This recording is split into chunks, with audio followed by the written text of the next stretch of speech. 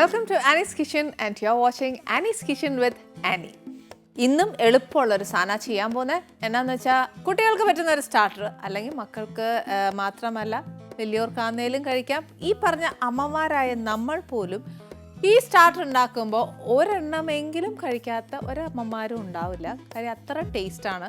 ഇതിനെ ഞാൻ കുറച്ച് സോസി ആക്കിയും പറഞ്ഞു തരാം. അതല്ല, സ്റ്റാർട്ടറായിട്ട് ഡ്രൈ ആയിട്ട് കഴിക്കേണ്ടത് എങ്ങനെയാണെന്നുള്ളതും പറഞ്ഞു തരാം. ഏതാ നമ്മുടെ ഇഷ്ടം എന്ന് വെച്ചാൽ അതുപോലെ ചെയ്താൽ മതി. കുറച്ച് ഹെൽത്തി ആക്കണം എന്നുണ്ടെങ്കിൽ ഹെൽത്തി ആയിട്ട് ഞാൻ പറഞ്ഞുതരാം.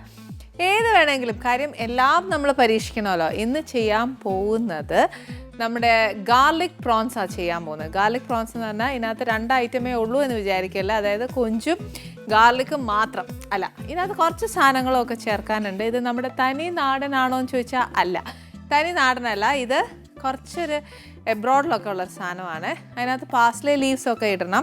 ഇത് കിട്ടിയില്ല എന്നുണ്ടെങ്കിൽ മല്ലിയില ഇട്ടാൽ മതി. ഇത് ശരിക്കും പറഞ്ഞാൽ പാസ്ലേ ലീവ്സ് ഇപ്പോൾ എല്ലായിടത്തും കിട്ടും, എല്ലാ സൂപ്പർ മാർക്കറ്റിലും കിട്ടും. പക്ഷേ കുറച്ച് ഉള്ളിലോട്ടൊക്കെ ചിലപ്പോൾ കിട്ടിയില്ല എന്നിരിക്കും. അവർക്ക് വേണ്ടിയിട്ട് ഇന്ന് ഞാൻ പാസ്ലേ ലീവ്സ് മാറ്റി വെച്ചേച്ച് മല്ലിയിലയാണ് ഇവിടെ എടുത്ത് വെച്ചേക്കുന്നത്. ഇപ്പം എല്ലാവരും വിചാരിക്കുന്നത് ഓ ഇതൊന്ന് പാസ്ലേ കിട്ടാഞ്ഞിട്ട് മല്ലിയിലയാണ്. അല്ല കേട്ടോ, മല്ലിയില ഇടാം, പാസ്ലയും ഇടാം. വെച്ചാൽ കിട്ടുകയില്ല എന്ന് പറയാൻ ഒക്കുകയല്ല. കാര്യം എന്നാന്നോ, ഈ പാസ്ലേ ലീവ്സ് ഇപ്പം ഞാൻ പറഞ്ഞിട്ടില്ലേ ഡ്രൈ ആക്കിയും വെച്ചിട്ടുണ്ട്. അപ്പം അത് പറയാൻ കാര്യം, ഉള്ളിലോട്ട് കുറച്ച് ചെല്ലുമ്പോഴത്തേക്ക് ടൗണോ സിറ്റിയോ എല്ലാം വിട്ട് ഇച്ചിരി ഉള്ളിലോട്ട് ചെല്ലുമ്പോൾ ആ സൂപ്പർ മാർക്കറ്റ്സിലൊക്കെ ചിലപ്പോൾ ഇത് കിട്ടുകയില്ലെന്നിരിക്കും.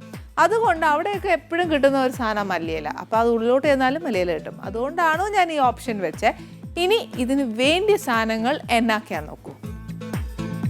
ഫസ്റ്റ് കുറച്ച് ഒലീവ് ഓയിൽ, പിന്നെ വേണ്ടിയത് കുറച്ച് ബട്ടർ, പിന്നെ കുറച്ച് വെളുത്തുള്ളി, പിന്നെ കൊഞ്ച്. ഇത് പച്ചയ്ക്ക് എടുക്കാം, അത് അല്ലെങ്കിൽ ഇതിപ്പോൾ ഞാൻ ഇച്ചിരി വേവിച്ചേക്കുവാണ്.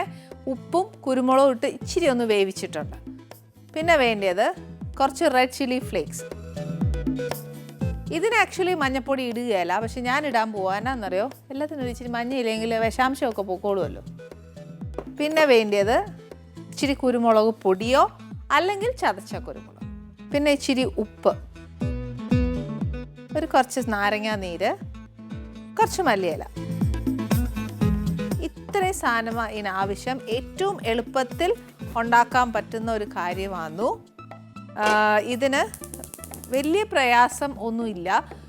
കൊഞ്ചിൻ്റെ ഒരു വേവ് മാത്രമേ ഉള്ളൂ.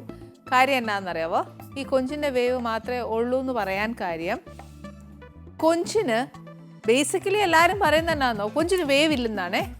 പക്ഷെ എനിക്ക് പറ്റിയല്ല, കൊഞ്ചിന് വേവുണ്ട്. ഞാൻ സത്യം പറഞ്ഞാൽ ഒരു കൊഞ്ചുകറി വെക്കുവാന്നേ പോലും തീയലൊഴിച്ച് വേറെ എന്തെങ്കിലും സ്പെഷ്യൽ ചെയ്യുവാണെങ്കിൽ ഒരു ഇച്ചിരി മുഴുത്ത കൊഞ്ചാന്നേൽ ഞാൻ ഇച്ചിരി ഒരു വിസിലെങ്കിലും പ്രഷർ കുക്കറിൽ എടുക്കുക. എന്നാലേ അത് കഴിക്കുമ്പോൾ നല്ല സോഫ്റ്റ് ആയിരിക്കത്തുള്ളൂ. മറ്റെന്നാന്നറിയോ, ഒരു റബ്ബറി ഫീലിംഗ് വരും.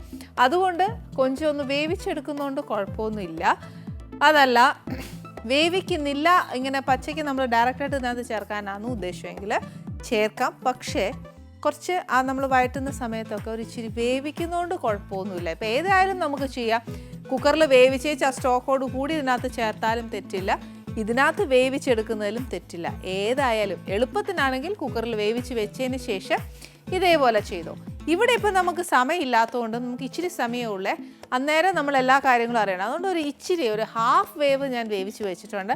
പക്ഷെ ബാക്കിയെല്ലാം നമുക്ക് പറഞ്ഞു തരണ്ടേ. അതുകൊണ്ട് ഫസ്റ്റ് എന്നാ ചെയ്യണ്ടേ, കുറച്ച് ഒലീവ് ഓയിൽ. ഈ ഒലീവ് ഓയിൽ ഇല്ല എന്നുണ്ടെങ്കിൽ നമുക്ക് സാധാ വെജിറ്റബിൾ ഓയിൽ ചേർത്തേച്ചാലും മതി. ഇതിൻ്റെ കൂട്ടത്തിൽ ഇതിപ്പോൾ സോൾട്ടഡ് ബട്ടറാണ്, അൺസോൾട്ടഡ് ഇട്ടാലും മതി, അല്ലെങ്കിൽ സോൾട്ട് ഇട്ടാലും കുഴപ്പം ഒന്നും ഇല്ല. എന്നാന്നോ, നമ്മൾ ചേർക്കുമ്പോൾ കറിയിലൊക്കെ ഉപ്പ് ചേർക്കുമ്പോൾ അതൊരിച്ചിരി ശ്രദ്ധിച്ചേച്ചാൽ മതി.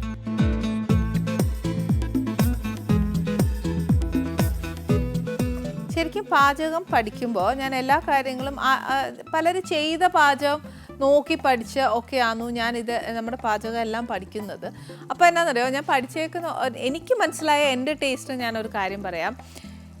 ബട്ടറിൽ നമ്മൾ എന്ത് ചെയ്താലും ഉണ്ടല്ലോ നല്ല ടേസ്റ്റാണ് വരിക. ഈവൻ വെജിറ്റബിൾ സോട്ട് ചെയ്താലും മീനാണേലും കൊഞ്ചാണെങ്കിലും ഈ പറഞ്ഞ കണവയാണെങ്കിലും സ്ക്വിഡ് എല്ലാം ബട്ടറിലൊന്ന് നമ്മൾ സോട്ട് ചെയ്യുവാണെങ്കിൽ നല്ല ടേസ്റ്റാണ്. പക്ഷേ അറ്റ് ദ സെയിം ടൈം അത് ഇച്ചിരി ഫാറ്റാണ്. അതുകൊണ്ട് അതും കൂടെ നോക്കിയേച്ച് വേണം ചേർക്കാനായിട്ട്. ഇനി എണ്ണ ചൂടായി. ഫസ്റ്റ് എന്നാ ചെയ്യേണ്ടതെന്ന് വെച്ചാൽ ഇതൊരു ഗാർലിക് പ്രോൺ ആയതുകൊണ്ട് നിറച്ച് വെളുത്തുള്ളി ഇടുക. ഇതിന് ഒരു ഗാർലിക് പ്രോൺ ആണ്, നിറച്ച് വെളുത്തുള്ളി ചേർക്കാൻ ഞാൻ പറഞ്ഞു. പക്ഷേ നമ്മൾ എടുക്കുന്ന കൊഞ്ചിൻ്റെ അളവ് ആ കൊഞ്ചിന് എത്രയാണ് വേണ്ടതെന്ന് വെച്ചാൽ ചേർക്കുക. നിറച്ച് ചേർക്കാൻ പറഞ്ഞത് ചേർക്കുവാണെങ്കിൽ വെളുത്തുള്ളി ഒരു ഇച്ചിരി മൂത്തോട്ടെ. ഇല്ലെന്നുണ്ടെങ്കിൽ ആ വെളുത്തുള്ളിയുടെ ചുവ മുന്നിട്ട് നിൽക്കും. അപ്പം നമുക്ക് ആ ടേസ്റ്റ് കിട്ടുകയില്ല. നല്ലോണം മൂത്തോട്ടെ.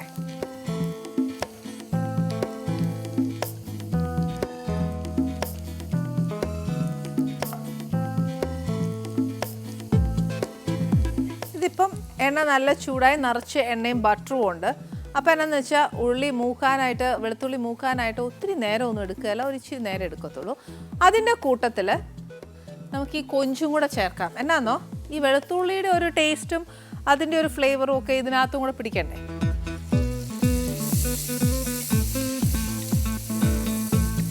നമ്മൾ പച്ചയ്ക്കുള്ള കൊഞ്ച് ഇടുകയാണെങ്കിൽ ഇതെന്നാന്നോ ഇപ്പം അതിന് ആ വെള്ളമൊക്കെ ഒന്ന് ഊറി വരും. അത് നല്ലതാണ്. എന്നാന്ന് വെച്ചാൽ ആ വെളുത്തുള്ളിയുടെ ആ ടേസ്റ്റും എല്ലാം ഒന്ന് കൊഞ്ചേ പിടിക്കുന്നത് നല്ലതാണ്. സോൾട്ടഡ് ബട്ടറാണ്. അതുകൊണ്ട് ഉപ്പ് ഇപ്പോൾ അല്ലാത്ത ബട്ടർ ഇടുന്നതെങ്കിൽ ഉപ്പ് ചേർക്കേണ്ടവർക്ക് ഇപ്പം ചേർക്കാം. ഇതിനകത്തോട്ട് ഞാനൊരു ഇച്ചിരി, ഇതിനകത്തൊരു തുള്ളി പോലും മഞ്ഞൾപ്പൊടി വേണം എന്ന് ഞാൻ പറയുകയില്ല. പക്ഷേ എന്നാലും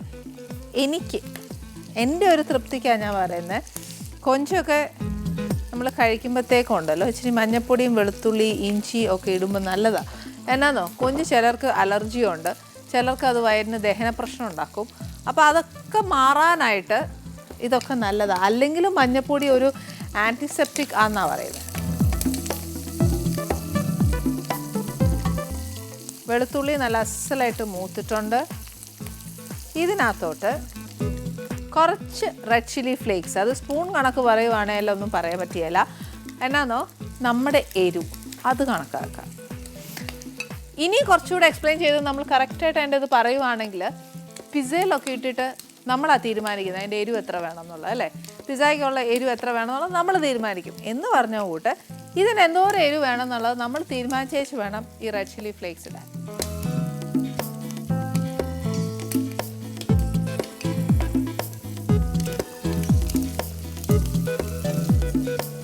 ഇതിൻ്റെ കൂട്ടത്തിൽ തന്നെ ഒരു ഇച്ചിരി ചതച്ച കുരുമുളകാണെങ്കിൽ കുറച്ചുകൂടെ നല്ലതാണ്.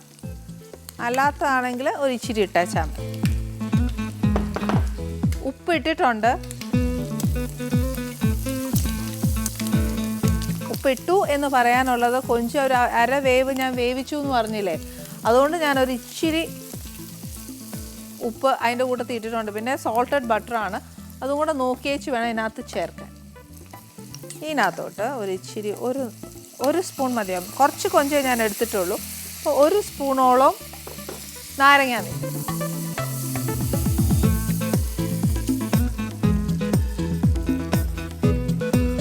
പിന്നെ കൂടെ തന്നെ ഒരു ഇച്ചിരി മല്ലിയില അല്ലെങ്കിൽ പാസ്ലേ ലീവ്സ് ഇടാം. തൈം ഇട്ടാലും നല്ലതാ. ഇതൊക്കെ നമ്മുടെ ഇവിടെ കിട്ടുന്ന ഓരോ ഇലകളാണ്. അത് ഡ്രൈ ആയിട്ടും കിട്ടും, അല്ലാതെയും കിട്ടും. ഇനി ഒരു കാര്യം ഞാൻ പറയാം. ഇതിനകത്ത് ഞാൻ പറഞ്ഞില്ലേ പകുതി കൊഞ്ചേ വെന്തോളൂ, പക്ഷേ ഇത്രയും നമ്മൾ സോട്ട് ചെയ്താലും ആ കൊഞ്ച് വേവുകയല്ല. അപ്പം ഞാനൊരു ഇച്ചിരി വെള്ളം, എനിക്ക് കൊഞ്ച് വേവാതിരുന്നാൽ ഭയങ്കര നമ്മൾ ആർക്കെങ്കിലും കൊടുക്കുമ്പോൾ ഉണ്ടല്ലോ ഒരു റബ്ബറി ഫീലിംഗ് വരും, അത് കൊള്ളുകയല്ല. മാത്രമല്ല നമ്മുടെ ആ റെഡ് ചില്ലി ഫ്ലേക്സൊക്കെ നമ്മൾ ഇട്ടു, ആ കൊഞ്ചിന് അതെല്ലാം ഒന്ന് പിടിക്കണ്ടായോ. അന്നേരം പിന്നെ അല്ലെങ്കിൽ ഈ കൊഞ്ചൊക്കെ ഒന്നും പിടിക്കാത്ത പോലെ മീനിൻ്റെ മാത്രം ചുവ വരും, അത് വേണ്ട. അപ്പോൾ എന്നാന്ന് വെച്ചാൽ നമ്മൾ അതിനകത്ത് ആ എരിവ് ഉപ്പ് പുളി എല്ലാം ചേരാനുണ്ട്. ആ കൊഞ്ചിനൊരു ഹാഫ് വേവ് ഉണ്ട്.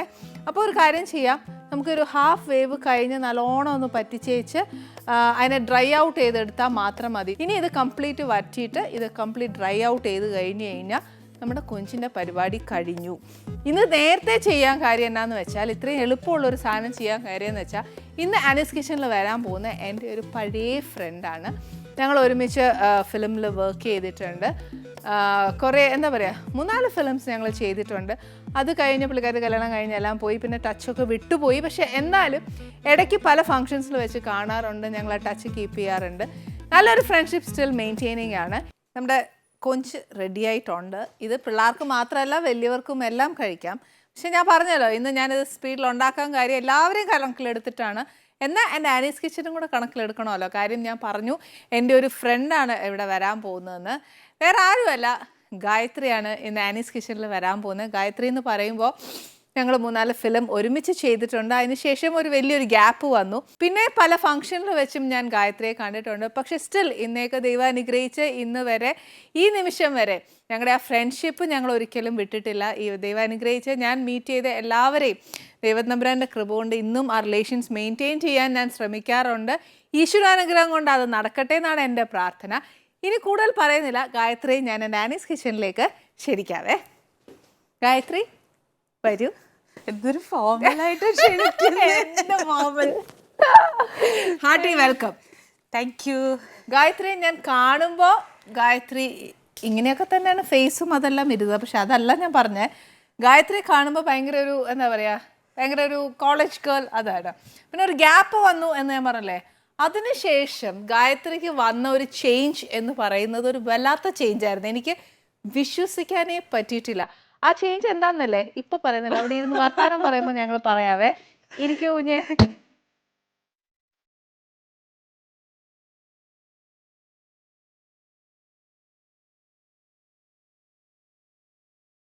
എന്നാ ഉണ്ട് വിശേഷം? നീ ആ കോട്ടയം ഒന്നും മറന്നില്ലല്ലോ. ഇങ്ങനെ കണ്ടോണ്ടിരിക്കുമ്പോ എപ്പിസോഡ് കണ്ടോണ്ടിരിക്കുമ്പോ ഞാൻ വിചാരിക്കും ഞാൻ പാലയായിട്ട്, എനിക്ക് പണ്ടും കുറവാണല്ലോ, ആ ഒരു ആക്സിഡന്റ് കുറവ് ഒട്ടുമില്ലായിരുന്നു. അപ്പൊ ഞാൻ വിചാരിക്കും എനിക്ക് അവിടെ ഇങ്ങനെ ജനിച്ച് വളർന്ന് ഇങ്ങനെ ഇപ്പോഴും അവിടെ ഉണ്ടായിട്ടും ഒന്നും എനിക്കത് അന്നും ഇല്ല ഇന്നും ഇല്ല. നീ ഇങ്ങനെ നാട് മറക്കാതെ. ഒരിക്കലും മറക്കില്ല. ഞാനൊരു കാര്യം ആലോചിച്ചാ വന്നത്, നമ്മളൊക്കെ ഈ ആനീസ് കിച്ചൺ കാണും, ഇവിടെ ഈ ലോകത്തുള്ള എല്ലാവരെയും ഇന്റർവ്യൂ ചെയ്ത് എല്ലാവരുടെയും കുടുംബവും ചരിത്രവും ഭൂമിശാസ്ത്രം എല്ലാം ഇറക്കിപ്പോകും. ഇന്ന് കുറച്ച് ആനീസ് ഭൂമിശാസ്ത്രം കേൾക്കാട്ടോ, ഞാൻ പറഞ്ഞുതരാം. ഞാൻ ഒരു കാര്യം പറയാം. ആനീസ് ഭൂമിശാസ്ത്രം കേൾക്കാൻ എൻ്റെ പ്രേക്ഷകർക്ക് ഒന്നുമില്ല. കാര്യം ആനിയുടെ ഭൂമിശാസ്ത്രം എന്ന് പറയുന്നത് എൻ്റെ പ്രേക്ഷകർക്ക് മുമ്പിൽ കംപ്ലീറ്റ് അവർക്ക് അറിയാവുന്ന ഒരു കാര്യമാണ്. അവരുടെ വീട്ടിലെ ഒരു കുട്ടിയാണ് ഞാൻ. അപ്പൊ ആ കുട്ടിയെ പറ്റി എന്നാ കേൾക്കാനാടാ? എന്നാ ചരിത്രമായാലോ? ചരിത്രം ഇഷ്ടംപോലെ ആൾക്കാരും അതുകൂടെ ചരിത്രം വളപ്പിച്ച് പോയതാ. ഇനിയിപ്പോ അവർക്ക് കേൾക്കാനൊന്നും ഇല്ല. എന്റെ മൂത്ത കൊച്ചു കെട്ടാറായി. ഇനിയാ ഒന്നുമില്ല കേട്ടോ, വെറുതെ. ഞാനൊരു കാര്യം പറയട്ടെ, എന്റെ പ്രേക്ഷകർക്ക് ചിലപ്പോൾ ഞാൻ ജനിച്ചു വളർന്ന അതുകൊണ്ടൊന്നും അറിയാൻ മേലായിരിക്കാം. പക്ഷെ എന്നാലും ഈ ഷോയിൽ കൂടെ ഞാൻ എൻ്റെ പ്രേക്ഷകർക്ക് അതും പറഞ്ഞിട്ടുണ്ട്. ഞാൻ ഈ സ്കൂളിലാണ് പഠിച്ചത്, എവിടെ വളർന്നത്, എങ്ങനെ, എൻ്റെ അപ്പൻ ആരാ, എൻ്റെ അമ്മ ആരാ, എൻ്റെ കൂടപ്പുറപ്പുകൾ ആരാ, എല്ലാം അറിയാം. ഇന്നേക്ക് വരെ ഈ നിമിഷം വരെയുള്ള എല്ലാ കാര്യവും എൻ്റെ പ്രേക്ഷകർക്ക് അറിയാം. അതുകൊണ്ട് വലിയ ബോംബ് പൊട്ടിക്കാം എന്നൊന്നും വിചാരിക്കും. ബോംബൊന്നും ഇല്ല, ഒരു കൊച്ചു കാര്യമാണ്. എൻ്റെ മനസ്സിൽ എപ്പോഴും ആനിയെക്കുറിച്ച് ചിന്തിക്കുമ്പോൾ ഇങ്ങനെ നിന്നിരുന്ന ഒരു കാര്യം, നമ്മൾ ഗുരുവായൂർ ഷൂട്ട് നടക്കുമ്പോൾ ആനിക്ക് ഭയങ്കര ആശയ ഗുരുവായൂരപ്പനെ കാണണമെന്ന്. ഒരുപക്ഷെ എനിക്കുള്ളിൽ എനിക്കെന്നും പോവാം, സുകുമാരി ആൻറ്റി ഞാനും ഒക്കെ കൂടി എപ്പോഴും പോകും. അപ്പോൾ പോകുമ്പോൾ ആനി ഭയങ്കര വിഷണ്ണയായിട്ട് ഇങ്ങനെ ഇരിക്കുന്നുണ്ടാവും. പക്ഷെ ആനിയുടെ ഫാമിലി മെമ്പേഴ്സിന് പോകാം, ബാക്കിയുള്ളവർക്ക് എല്ലാവർക്കും ആനി എല്ലാവരും അറിയും. ആനി അറിയാത്ത ആരും ഇല്ല. അപ്പോൾ ആനി ആയതുകൊണ്ട് അമ്പലത്തിൽ കയറാൻ പറ്റാത്തൊരവസ്ഥ. അപ്പം ഞാനിങ്ങനെ വിചാരിക്കും, ദാസേട്ടനോ ആനിയൊക്കെ ശരിക്കും എന്തോരം ഇഷ്ടമാണ് ഗുരുവായൂരപ്പനെ. നിനക്ക് എന്തോരം ഇഷ്ടമായിരുന്നു ഗുരുവായൂരപ്പനോട് അല്ലേ? അത്രയേ ഉള്ളൂ, അല്ലാതെ വലിയ ബോംബൊന്നുമില്ല. ഒന്നുമില്ല. ഇങ്ങനെ ആലോചിക്കുമ്പോൾ അപ്പം ഞാനൊക്കെ പോവുകയും ചെയ്യും. അഞ്ജു, ഞാൻ എല്ലാവരും ഭാഗ്യം ഭഗവാൻ തന്നില്ലേ? അതെ, ഇപ്പൊ തന്നു. അത് തന്നെ. അതെന്റെ ഒരു ആഗ്രഹം. ചിലപ്പോ ഈശ്വരൻ അറിഞ്ഞിട്ടുണ്ടാവും, അത്ര സിൻസിയർ ആണെന്ന് അറിഞ്ഞിട്ടുണ്ടാവും. അതുകൊണ്ട് ഇപ്പൊ എനിക്ക് ഭഗവാൻ ഭാഗ്യം തന്നില്ല. ഇപ്പൊ എനിക്ക് എവിടെയും പോകാലോ. അതെ, എവിടെയും പോകാം. എവിടെയും ഒരു തടസ്സമില്ലാത്തില്ല, ഒരിടവും ഇല്ല. ദൈവം അനുഗ്രഹിച്ച ആ ഒരു അനുഗ്രഹം ദൈവം തന്നില്ലേ? അത് ഗുരുവായൂരപ്പനോടുള്ള ഒരു കാൽപ്പനിക ഇഷ്ടം മാത്രമായിരുന്നില്ല. എനിക്ക് രാവിലെ എണ്ണ വെച്ച് കുളിച്ച് ഒരു കുറി തൊട്ട് രാവിലെ ഞങ്ങൾ റൂമിൽ ഒന്നിച്ച് താമസിച്ചിട്ടുണ്ട്. ഒരു പടം 99 ദിവസം പോയപ്പോൾ അങ്ങനെ താമസിക്കുമ്പോൾ ഇവളാണ് ആദ്യം എണീറ്റ് കുളിക്കുക, എണ്ണയൊക്കെ വെച്ച് കുളിക്കുക. എനിക്കിഷ്ടമായിരുന്നു അങ്ങനെയൊക്കെ. ഇവരൊക്കെ അങ്ങനെ ചെയ്യുന്ന കാണുമ്പോൾ അങ്ങനെ ഒന്ന് ഒരുങ്ങി നടക്കാൻ ഒരു ഇഷ്ടം എൻ്റെ ഉള്ളിലുണ്ടായിരുന്നു. പക്ഷെ ഇവരെക്കാട്ടിലും നല്ല കുട്ടി ഞാനായതുകൊണ്ടും ഇവരുടെ അപ്പനും അമ്മയും ഒക്കെ ഇവരെയൊക്കെ വഴക്ക് പറയുന്നതിനെക്കാട്ടിലും കണ്ടുപിടിക്കൂ എന്ന് വരെ ഞാൻ വരെ കേട്ടിട്ടുണ്ട്. അപ്പൊ എന്റെ അച്ഛനും അമ്മയും വലിയ അന്വേഷണം പറഞ്ഞ വിട്ടേക്കുന്നത്, അത് കൈപ്പറ്റിക്കട്ടോ. Thank you. അച്ഛനും അമ്മയുടെ തിരിച്ച് എന്റെ അന്വേഷണം പറയുക.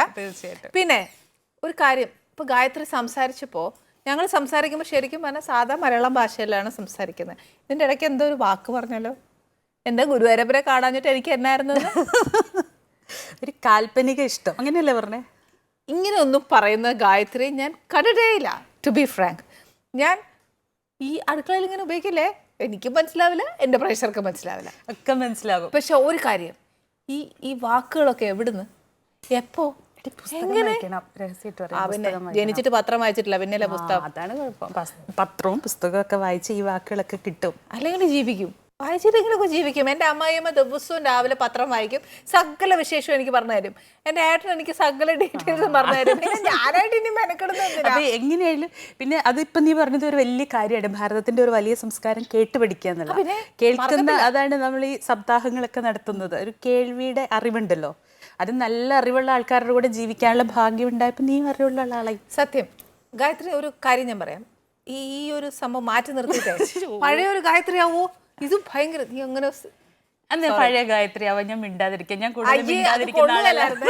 ശരിക്കും ഗായത്രി വെരി ടോക്കറ്റീവ് ആയിരുന്നില്ല, ഭയങ്കര റിസർവ്ഡ് ആണ്, ഒതുങ്ങിയ ഒരു പെൺകുട്ടി, ഒരു നാടൻ പെൺകുട്ടി എന്നൊക്കെ പറയില്ലേ. അതാണ് ശരിക്കും ഞാൻ ഗായത്രി ഫസ്റ്റ് ടൈം കണ്ടപ്പോൾ മനസ്സിലാക്കിയെടുത്തത്.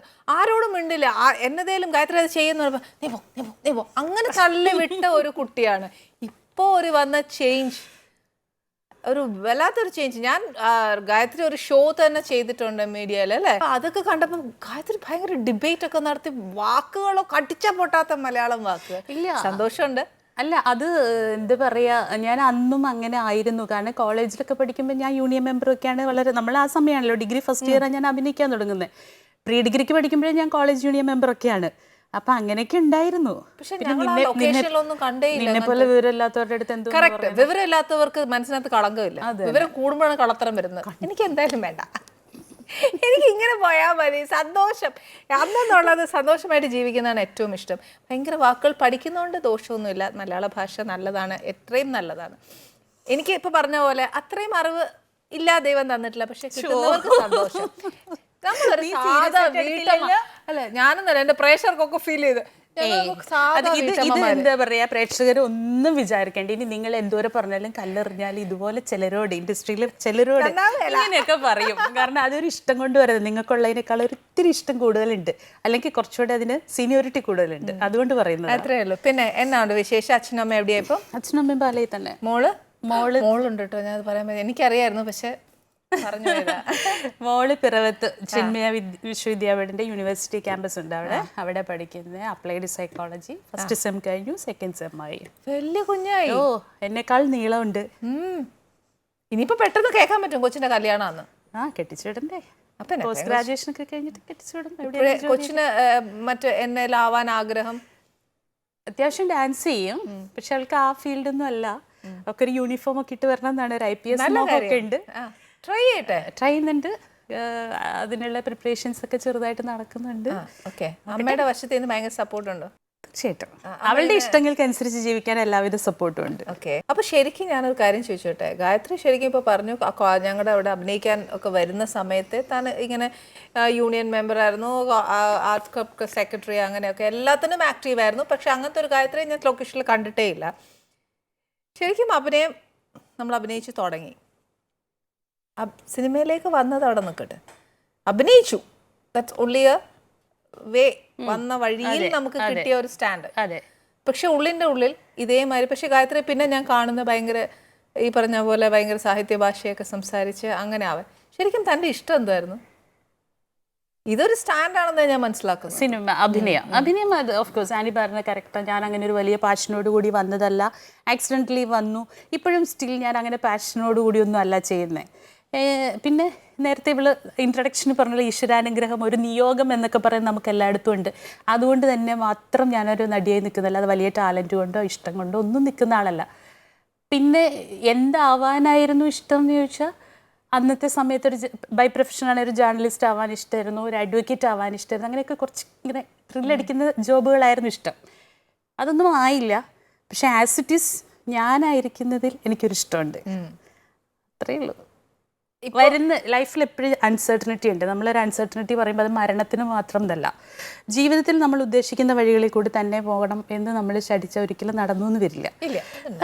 പല പല ട്വിസ്റ്റുകൾ വരും. അപ്പോൾ ഞാൻ എപ്പോഴും പറയുന്നത് ബൈ പ്രാക്ടീസ് പറയുന്നത്, ഒരുപാട് ഹാർഡ്ഷിപ്പുകളിലൊക്കെ വന്നതുകൊണ്ടായിരിക്കും ബൈ പ്രാക്ടീസ് ഞാൻ പറയുന്നത്. എന്ത് വിഷമം വന്നാലും അതിനെ അവിടെ ഇട്ട് കളയാൻ എനിക്ക് സാധിച്ചിട്ടുണ്ട്. അവിടെ കളഞ്ഞിട്ട് അത് കളഞ്ഞിട്ട് പോകും. അവിടെ നിന്നൊരു ട്വിസ്റ്റിലേക്ക് മാറിയിട്ട് അത് അവിടെ ഇട്ട് കളയും. അല്ലാതെ അതൊരു ബാധ്യതയായിട്ട് എടുത്തുകൊണ്ട് പോകാൻ നിന്നിട്ടില്ല, എടുത്തുകൊണ്ട് പോകേണ്ട അവസ്ഥ വന്നിട്ടില്ല. അത്രയേ ഉള്ളൂ. അതെങ്ങനെയാ പറ്റുന്നത്? മിക്കവരും നമ്മുടെ ജീവിതത്തിൽ മിക്ക ആൾക്കാരും, അല്ലെങ്കിൽ ഈ പറഞ്ഞ ഞാനായാൽ പോലും, അല്ലെങ്കിൽ ഇത് കേട്ടുകൊണ്ടിരിക്കുന്ന സകല പ്രേക്ഷകരായാലും പോലും, ടു ബി ഫ്രാങ്ക്, നമ്മളെല്ലാം കോമൺ മാൻ ആണ്. അതിനകത്ത് വലിയ എന്താ പറയുക, വല്ലാത്ത ഒരു സൃഷ്ടിയൊന്നും ഈശ്വരൻ നമുക്ക് തന്നിട്ടില്ല. നമുക്ക് നമ്മുടെ കൂടെ വരുന്ന ദുഃഖങ്ങൾ നമ്മൾ കൂടെ കൊണ്ട് നടക്കാനേ കൂടുതൽ ശ്രമിച്ചിട്ടുള്ളൂ. ചോദ്യം കറക്റ്റ് ആയിരുന്നു, അത് എങ്ങനെ പറ്റും എന്നുള്ള. അതിനുള്ള ഉത്തരം എന്താണെന്ന് വെച്ചാൽ നമ്മളെല്ലാവരും ഡിഫറെൻ്റ് ആണ്. നമ്മളെല്ലാവരും ഡിഫറെൻ്റ് ആണ്. നമുക്ക് ഇപ്പം എനിക്കൊരു കാര്യത്തിൽ ഡിഫറെൻ്റ് ആണ്, ക്യാരക്ടേഴ്സ് ഡിഫറെൻ്റ് ആണ്, അപ്രോച്ച് ഡിഫറെൻ്റ് ആണ്, ഓരോന്നിനെയും നമ്മൾ ഫേസ് ചെയ്യുന്ന രീതി ഡിഫറെൻ്റ് ആണ്. പിന്നെ എല്ലാത്തിലും കാരണവന്മാർ പറയില്ലേ, പാത്രം എറിഞ്ഞേ വിളമ്പുള്ളൂ ആരായാലും. അപ്പം നീ ഇത്രയൊക്കെ അനുഭവിക്കണം, അതുകൊണ്ട് നിനക്ക് അതവിടെ ഇട്ടിട്ട് പോകാനുള്ള കപ്പാസിറ്റി ഉണ്ടാവട്ടെ എന്ന് അങ്ങേര് വിചാരിച്ചു കാണും. മേ ബി ആയിരിക്കാം. പക്ഷെ ഞാൻ പറയുന്നത് അല്ല, ഞാൻ പറഞ്ഞേ അങ്ങനെ പറഞ്ഞിട്ട് പ്രേക്ഷകർ വിചാരിക്കേണ്ട, ആനയും വിചാരിക്കേണ്ട എനിക്ക് അങ്ങനെ വലിയ ബോംബുകളൊന്നും വന്നിട്ടില്ല. ബോംബിന്റെ വെച്ചാലോ ഇപ്പൊ തന്നെ ഞാൻ ഒരു കാര്യം പറയും, ചിന്ന കാര്യമേ. നമ്മുടെ കുഞ്ഞിനൊന്ന് മാർക്ക് കുറയുവാന്നല്ല, ഉടനെ നമുക്കത് ടെൻഷനാ. ഈ കുഞ്ഞ് പഠിച്ചില്ലല്ലോ, അടുത്ത പരീക്ഷയ്ക്ക് അവന് മാർക്ക് കിട്ടുന്നിടം വരെ കൊച്ചിന്റെ സൗകര്യം കളയും. ഞാനില്ല, വേണം പഠിച്ചാൽ അതേ പറയുന്നത്. ഞാനും അങ്ങനെയൊന്നുമില്ല. അങ്ങനെ ഇല്ല എന്ന് പറഞ്ഞാൽ ഒരു പക്ഷേ ബുദ്ധിമുട്ടിച്ചിട്ടില്ല അവളെന്നുള്ളത് കൊണ്ടായിരിക്കും. സിനിമയിലും ആണെങ്കിലും നല്ല ഇപ്പം CBSE +2 97% മാർക്ക് ഉണ്ടായിരുന്നു. അപ്പം അവളങ്ങനെ മെയിൻറ്റെയിൻ ചെയ്യുന്നുണ്ട്. ഇപ്പോൾ ഫസ്റ്റ് സെം കഴിഞ്ഞപ്പോഴും പുതിയ സബ്ജക്റ്റ് ആണെങ്കിലും ആ ഒരു ഗ്രേഡ് മെയിൻറ്റെയിൻ ചെയ്യുന്നുണ്ട്. അതുകൊണ്ട് എനിക്ക് അങ്ങനെ ഒരു ടെൻഷൻ വന്നില്ല എന്നുള്ളതൊരു വാസ്തവമാണ്. ഞാനത് ഫോർ എക്സാമ്പിൾ ആണ് പറയുന്നത്. അത് ഓഫ് കോഴ്സ് ആ മൊമെന്റ് നമുക്ക് എന്തായാലും നമ്മളൊന്ന് പതറും. പിന്നെ ആ മൊമെന്റിൽ നിന്ന് അത് ടേക്കപ്പ് ചെയ്ത് അത് ലൈഫ് മൊത്തം കൊണ്ടു നടക്കാൻ വേണ്ടി എടുക്കാറില്ല എന്നുള്ളതാണ് ഞാൻ പറഞ്ഞതിൻ്റെ അർത്ഥം. അതുകൊണ്ട് നമ്മൾ കരഞ്ഞു കൂവി ഇരുന്ന് പോയി എന്ന് പറയില്ല. എനിക്ക് വിശ്വസിക്കാൻ പറ്റില്ല. ഇത് എന്തൊരു ചേഞ്ച് ചെയ്യുമേ ഗായത്രി. എനിക്ക് തന്നെ ഇങ്ങനെയൊന്നും വിശ്വസിക്കാൻ പറ്റുന്നില്ല. മറ്റതാണെങ്കിലുണ്ടല്ലോ, എന്നതേലും ആരെങ്കിലും ഒരു ഡയറക്ടർ വഴക്ക് പറഞ്ഞാൽ പോലും ഒരു മൂലയ്ക്ക് പോയിരുന്ന് സങ്കടപ്പെടുന്ന ഒരു ഗായത്രീനെയാണ് ഞാൻ കണ്ടിരിക്കുന്നത്. അതൊക്കെ സാധാരണ ഒരു മനുഷ്യൻ. ഇതിപ്പോ അങ്ങനെ ഒന്നുമല്ല കേട്ടോ, ഇത് വേറെ ഏതാണ്ട് ലെവലാ. അല്ല, ശരിക്കും ഈ ഒരു ചേഞ്ച് വരാൻ തന്നെ ഒരുപാട് ബുക്സ് ഒക്കെ വായിക്കും. അല്ല, ഒരു നല്ല വായന ഉണ്ടായിരുന്നു എന്നുള്ളൊരു വാസ്ത അന്നും ഉണ്ടല്ലോ. അന്ന് ഞാൻ ലൊക്കേഷനിൽ വന്നാലും ഞാൻ പുസ്തകം വായിച്ചു. ഈ അരികിൽ ഒതുങ്ങി മാറിയിരിക്കുക എന്ന് പറയുന്നത് എപ്പോഴും എൻ്റെ കൂടെ ഒരു പുസ്തകം ഉണ്ടാവും. അതാണ് സംഭവം. ആ വായന അന്നും ഇന്നും ഉണ്ട്. പിന്നെ നമ്മളൊരു സമൂഹത്തിൽ കെട്ടുപണഞ്ഞ് ജീവിക്കുന്നവരല്ലേ, അല്ലാതെ ഒറ്റയ്ക്ക് തിരിഞ്ഞ് നിന്ന് ജീവിതം എന്ന് പറയണത് ഇല്ല, ആർക്കും ഇല്ല. ഉണ്ടെന്ന് ധരിക്കുന്നുണ്ട്, അത് മടയത്തരം മാത്രമാണ്. അപ്പോൾ ഇങ്ങനെ ഒരു നെറ്റ്വർക്ക് പോലെ നമ്മൾ ജീവിക്കുമ്പോൾ ഇങ്ങനെയൊക്കെയാണ്. നീയും അങ്ങനെയൊക്കെയാണ്. അല്ലെങ്കിൽ പിന്നെ ഈ ആനീസ് കിച്ചൺ പോലെ ഒരു പരിപാടി, ഇത്രയും സാമൂഹ്യ പ്രതിബദ്ധതയുള്ള ഒരു പരിപാടി, ഇത്രയും ഹെൽത്തി ആയിട്ടുള്ള ഫുഡ് കഴിക്കണം, ഇത്രയും ടേസ്റ്റി ആയിട്ടുള്ള ഫുഡ് കഴിക്കണം, ഇങ്ങനെ കുഞ്ഞുങ്ങൾക്ക് കൊടുക്കാം, ഇങ്ങനെ നമ്മൾ തമ്മിലുള്ള റിലേഷൻഷിപ്പ് മെയിൻറ്റെയിൻ ഇതൊന്നും അറിഞ്ഞോ അറിയാതെ ആനി പറയുന്നെങ്കിലും ഈ ഒരു പ്രോഗ്രാം അല്ല ഞാൻ പറയുന്നത്, ഇത്തരം പ്രോഗ്രാമുകൾക്ക് നമ്മുടെ സമൂഹത്തിൻ്റെ കെട്ടുപാടുകൾക്ക് ഒരുപാട് അർത്ഥമുള്ള പ്രോഗ്രാമുകളായത്. ഭക്ഷണം കഴിക്കാൻ ജീവിക്കാൻ പറ്റില്ല, പക്ഷെ നല്ല ഭക്ഷണം കഴിക്കണം എന്നുള്ളൊരു മെസ്സേജ് ഇതിൻ്റെ അകത്തുണ്ട്. നല്ല ഭക്ഷണം സ്നേഹത്തോടെ ഒരാൾക്ക് കൊടുക്കുമ്പോൾ ആ ബന്ധം അവിടെ ഊട്ടിയുറപ്പിക്കുകയാണെന്നുള്ളൊരിതുണ്ട്. കുടുംബം എന്ന് പറയുന്ന ഇൻസ്റ്റിറ്റ്യൂഷൻ പോലെ നിർത്തുന്നതിൽ ഏറ്റവും പ്രധാനപ്പെട്ട ഘടകം ഫുഡാണ്. അപ്പം നിന്റെ പ്രോഗ്രാമിന് അത്രയും അർത്ഥമില്ലാത്ത കാര്യം ഞാൻ പറയട്ടെ, ഞാൻ ചെയ്ത കാര്യങ്ങൾക്കൊക്കെ ഇത്ര അർത്ഥം ഉണ്ടെന്ന് ഇപ്പോഴാണ് എനിക്ക് മനസ്സിലായത്. ടു ബി ഫ്രാങ്ക്, ഞാൻ ഇങ്ങനെയൊന്നും ചിന്തിച്ചിട്ടില്ല ഗായത്രി. അത്രയും ഞാൻ ചിന്തിച്ചിട്ടില്ല. കാര്യം ഇന്ന് വീട്ടിൽ പോയിട്ട് ഷാജി സാറിന്റെ അടുത്ത് പറയാ, അവൾ ഇങ്ങനെയൊക്കെ വന്നു ചേട്ടാ, ഏതാ സത്യം, ഞാൻ വിചാരിക്കുന്നതാണോ അവള് പറഞ്ഞാണോ സത്യം എന്നൊന്നും ചോദിച്ചു. രണ്ടും ഒന്നാന്ന് പറയും. ഞാൻ ചിന്തിക്കാതെ ചെയ്യുന്നു, ഇത് ചിന്തിച്ച് കാര്യങ്ങൾ തിയറി പറഞ്ഞു, നീ അത് പ്രാക്ടിക്കലി ചെയ്യുന്നു. തിയറി തിങ്ക് ചെയ്യുന്നില്ല, എന്ത് വരുന്നോ അത് ചെയ്തു എന്നല്ലാതെ. അല്ല, ഇതുവേണ്ടി പ്രേക്ഷകരോട് എനിക്കൊരു കാര്യം പറയാണ്ട്, കൃത്യമായി ആനിയെ കോപ്പി അടിക്കുക, നന്നായി സംസാരിക്കുക, നിഷ്കളങ്കമായി സംസാരിക്കുക, നമ്മുടെ ഭാഷയെ സംസാരിക്കുക, നമ്മളായിട്ട് ഇടപെടുക, നമ്മളായിട്ട് സ്നേഹിച്ച് നല്ല ഭക്ഷണം വൃത്തിയായി ഉണ്ടാക്കി കൊടുക്കുക. വേറെ ഒന്നും വേണ്ട ജീവിതത്തിന്. ഞാൻ അത്രേ ചെയ്യുള്ളൂ. ഇവിടെ കോപ്പി അടിക്കാട്ടോ. പരീക്ഷയ്ക്ക് കോപ്പി അടിച്ചില്ലെങ്കിൽ ഇപ്പോ. പക്ഷെ ഞാൻ അങ്ങനെ ആവട്ടെ, ഈശ്വരൻ അനുഗ്രഹിച്ച് ഞാൻ ഇങ്ങനെ തന്നെ പോട്ടെ, എനിക്ക് ഉള്ള കാലം ഇങ്ങനെ ഇരുന്നാൽ മതി. എനിക്ക് മാറ്റമേ വേണ്ട ഗായത്രി. ശരിക്കും ഇനി ഇത്രയും താൻ പറഞ്ഞല്ലോ, താൻ കമ്മ്യൂണിറ്റി ആയിട്ടും സോഷ്യൽസ് ആയിട്ടും ഒരുപാട് കാര്യങ്ങൾ ചെയ്യുന്നുണ്ട്. സോഷ്യൽ ആക്ടിവിറ്റീസ് എന്തെങ്കിലും ചെയ്യുന്നുണ്ട്? സോഷ്യൽ ആക്ടിവിറ്റീസ് ഇപ്പോൾ കുറച്ചുകൂടി ഇൻവോൾവ് ആണ്. പണ്ട് സ്കൂളിലൊക്കെ പഠിക്കുമ്പോൾ കലാലയ രാഷ്ട്രീയമൊക്കെ ഉണ്ടായിരുന്നു. പിന്നെ ഈ പറഞ്ഞ പോലെ ഒരു പെങ്കൊച്ചിനെ വളർത്തിയൊരു 19 വയസ്സ് വരെ ആക്കുന്നതിൻ്റെ ഇടയിൽ നമുക്ക് സമയക്കുറവും കാര്യങ്ങളൊക്കെ ഉണ്ടല്ലോ. അത് കഴിഞ്ഞ് ഇപ്പോൾ അവൾ ഹോസ്റ്റലിലാണ് ആക്ച്വലി. അതുകൊണ്ട് എനിക്ക് ഒരുപാട് സമയം ഫ്രീ ആയിട്ടുണ്ട്. പിന്നെ വേറൊരു പ്രശ്നം എന്താ വെച്ചാൽ കുട്ടികൾ നമ്മുടെ കൂടെ ഇങ്ങനെ പുറകെ നടന്നു കഴിഞ്ഞിട്ട് അവരില്ലാത്ത ഒരു വീട്ടിനകത്ത് നമ്മൾ പെരുമാറുമ്പോൾ ഒരു ശൂന്യത വല്ലാതെ വരും. ആ ശൂന്യത അത് ഞാൻ നേരത്തെ പറഞ്ഞതിൻ്റെ വേറൊരു സൂത്രമാണേ. ഞാനത് അവളങ്ങ് പോകും എന്ന് തീരുമാനിച്ചപ്പോൾ തന്നെ ഞാൻ ഞങ്ങളുടെ നാട്ടിലെ തൃപ്പൂണിത്തുറ മഹാത്മാ ലൈബ്രറിയുടെ വനിതാ വിഭാഗം പ്രസിഡൻ്റായി. ഫുൾ ഓൺ ആക്ടിവിറ്റീസ് ഉള്ള ഒരു ലൈബ്രറിയാണത്. അപ്പോൾ നമ്മൾ എൻഗേജ്ഡ് ആകും. പിന്നെ നമ്മൾ എപ്പോഴും ക്രിയേറ്റീവായി തിങ്ക് ചെയ്തുകൊണ്ടിരിക്കും. ഈ വായനയും ബാക്കി കാര്യങ്ങളും നഷ്ടപ്പെടുത്താതെ വായിച്ച് അവരുടെ മുമ്പിൽ മത്സരിച്ച് നിൽക്കണ്ടേ അവിടെയുള്ള ബുദ്ധിജീവികളുടെ മുമ്പിൽ. അപ്പോൾ അതിന് വേണ്ടിയിട്ടുള്ള അത്തരം ഇടപെടലുകൾ ഉണ്ടാവും. അപ്പോൾ നമ്മൾ ബോറടിക്കാതിരിക്കും, നമ്മൾ ലൈവായിരിക്കും. പിന്നെ ഇപ്പോൾ പുരോഗമനാല സാഹിത്യ സംഘത്തിൻ്റെ ജില്ലാ കമ്മിറ്റി മെമ്പറാണ്. പിന്നെ നമ്മുടെ അതൊന്നുമില്ല. പിന്നെ നമ്മുടെ സാനുമാഷൊക്കെയുള്ള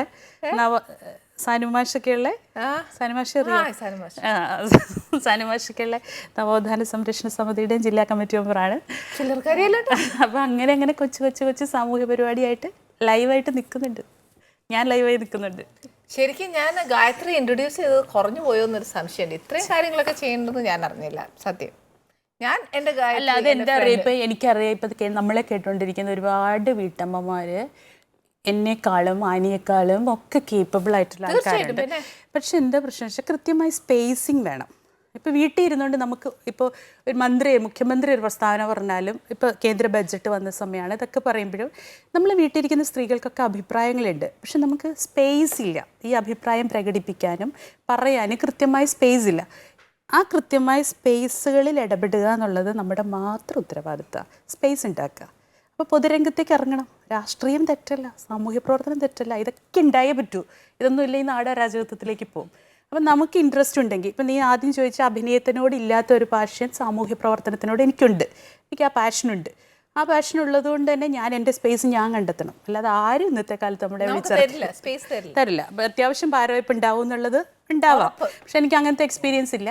പക്ഷെ ആ സ്പേസ് നമ്മൾ കണ്ടെത്തണം. ആർട്ടിലാണേലും പൊളിറ്റിക്കലാണേലും സാമൂഹ്യ ജീവിതത്തിലാണേലും ഈവൻ കുടുംബത്തിലാണെങ്കിൽ പോലും എൻ്റെ സ്പേസ് എന്താണെന്ന് ഞാൻ തിരിച്ചറിഞ്ഞ് അവിടെ കാലുറപ്പിച്ച് നിന്നില്ലെങ്കിൽ ആണ് ഈ ഭാര്യമാരൊക്കെ വേണ്ടാത്തവരായി പോകുന്നത്. അല്ലേ? മനസ്സിലായില്ല. നമ്മുടെ കുടുംബത്തിനകത്ത് ഒരു പുതിയ വീട്ടിലേക്ക് കല്യാണം കഴിച്ച് ചെല്ലുമ്പോൾ ആ വീട് എന്താണെന്ന് മനസ്സിലായി, ആ സംസ്കാരം എന്താണെന്ന് മനസ്സിലായി, അവിടെ എൻ്റെ വ്യക്തിത്വത്തിന് ഏത് രീതിയിലാണ് ആ കുടുംബത്തിലേക്ക് കോൺട്രിബ്യൂട്ട് ചെയ്യാനും ആ കുടുംബത്തിലേക്ക് ഇഴുകിച്ചേരാനും പറ്റുന്നതെന്ന് മനസ്സിലാക്കേണ്ട ആൾ ഞാനാണ്.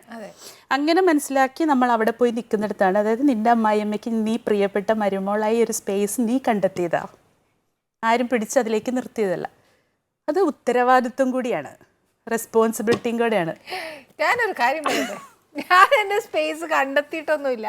ഞാനുള്ള കാര്യം ഞാൻ പറയാം. ഞാൻ എൻ്റെ അമ്മയെ പോലെ സ്നേഹിച്ചു, എൻ്റെ വീടായിട്ട് ഞാൻ കണ്ടു. ഇപ്പോൾ കല്യാണം കഴിഞ്ഞ കുട്ടികളോടായാലും ഞാൻ പറയുന്ന ഒറ്റ കാര്യമുള്ളൂ, അമ്മായിയപ്പൻ, അമ്മായിയമ്മ അല്ലെങ്കിൽ ഭർത്താവിൻ്റെ വീട് എന്ന് പറഞ്ഞൊരു കണ്ണിൽ നമ്മൾ ആ വീട് കാണാതിരിക്കുക. എൻ്റെ അമ്മ, എൻ്റെ അച്ഛൻ, ഞാൻ എങ്ങനെ എൻ്റെ വീട്ടിൽ വളർന്നോ അത്രയും ഫ്രീ ആയിട്ട് ഞാൻ എൻ്റെ എന്താ പറയുക എൻ്റെ ഹസ്ബൻഡിൻ്റെ വീട്ടിലും ഞാൻ ജീവിക്കുന്നു. അവർ എത്രയായാലും നമ്മളെ ഇഷ്ടപ്പെട്ടിട്ടാണ് ആ വീട്ടിലേക്ക് കൊണ്ടുപോയത്. നമ്മുടെ ക്യാരക്ടറും നമ്മുടെ സ്വഭാവവും അല്ലെങ്കിൽ നമ്മുടെ സൗന്ദര്യമോ എന്തായാലും. ഇത് പറഞ്ഞപ്പോൾ ഞാനൊരു കാര്യം ആഡ് ചെയ്യാം. അപ്പോൾ എൻ്റെ വീട് പോലെ എൻ്റെ കുട്ടി എനിക്കൊരു പെങ്കൊച്ചായതുകൊണ്ട് പറഞ്ഞു കേട്ടോ, അടുത്ത വീട്ടിൽ പോയി പെരുമാറണമെങ്കിൽ ഞാൻ എന്ത് ചെയ്യണം? അവളെ നല്ലപാടെ ഇവിടുന്ന് പഠിപ്പിച്ചു വിടണം. രാവിലെ എഴുന്നേറ്റ് അമ്മ എനിക്ക് ചൂടുവെള്ളം ഉണ്ടാക്കിയോ, അമ്മ എനിക്ക് ചായ എവിടെ എന്ന് ബെഡിൽ കിടന്നോണ്ട് ചോദിക്കാൻ നിന്നിട്ട് അതുപോലെ പോയിട്ട് അമ്മായിയമ്മയോട് പറഞ്ഞ ഈയിടെ ഒരു വാട്സപ്പ് മെസ്സേജ് കണ്ടു.